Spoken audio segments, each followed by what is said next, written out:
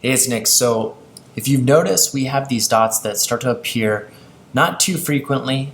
Those are the smart dots overbought, oversold warning. And like I said, they are a warning.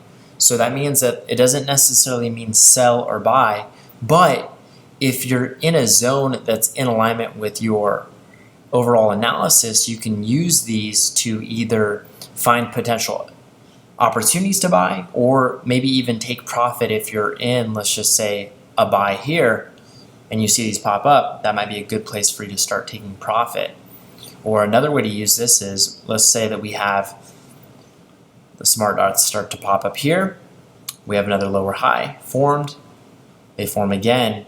Well, we can actually see we eventually have a shift in structure. So this shift in structure that transpires there would be confirmed with the fact that we've had multiple warnings of being oversold.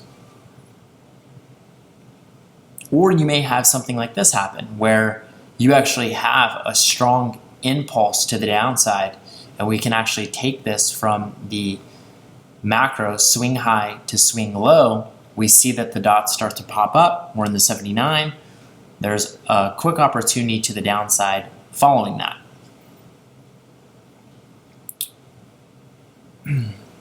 Again, this might be something where you were already in a buy and you actually saw that, hey, we have the market printing higher highs and higher lows. Here's the higher high, here's the higher low.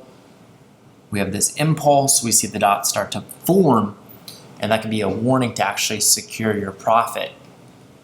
If you're in a level that has a lot of significance, then you can obviously go ahead and use that for a confirmation of buy. So like if you're on a chart that has a price point that's in a demand or supply zone. So let's go and look at another chart.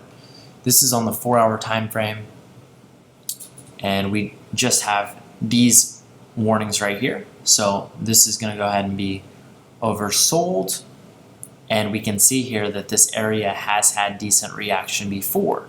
So if that's too early of an entry for you, you can go ahead and either A, wait for there to be a small shift in structure, which this would line up with the hour time frame.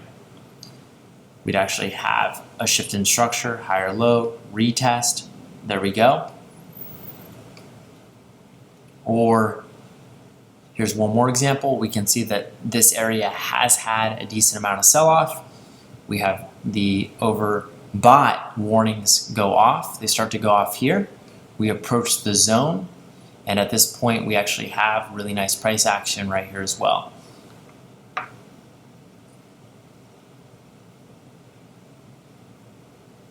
You could also do a multi-time frame analysis with these. So let's say that you see that these dots start to show up on your 4-hour time frame. Well, I can take that and go down to a lower time frame, and if I see a shift in structure, I can take advantage of that warning and make sense of an opportunity to the downside, which we can see happens right here. I have a shift in structure that transpires.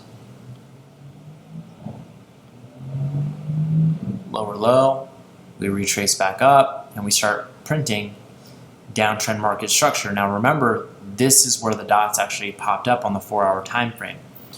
So that could have been an opportunity waiting for that shift in structure, or you could have noticed like, hey, we actually have price getting held up here. We have the dots, and maybe you entered a bit sooner based off of just the fact that this area is being rejected and we're overextended and we're probably due for some type of correction, right? So there's a couple different ways to use these depending on your trading style. And ultimately, if you want to go ahead and use these in areas that make it super simple, I would recommend looking at your supply and demand zones. Like we have here, we have an area of supply, and then we actually saw a notification go off in this area on the 4-hour time frame. So that's a very simple way to use this. Obviously, if you understand market structure, you understand how to do a multi-time frame analysis, you can go ahead and apply that as you normally would, and then take these as a sign of warning that maybe we are beginning to be overbought or oversold. With that, that concludes this video. I'll see you in the next one.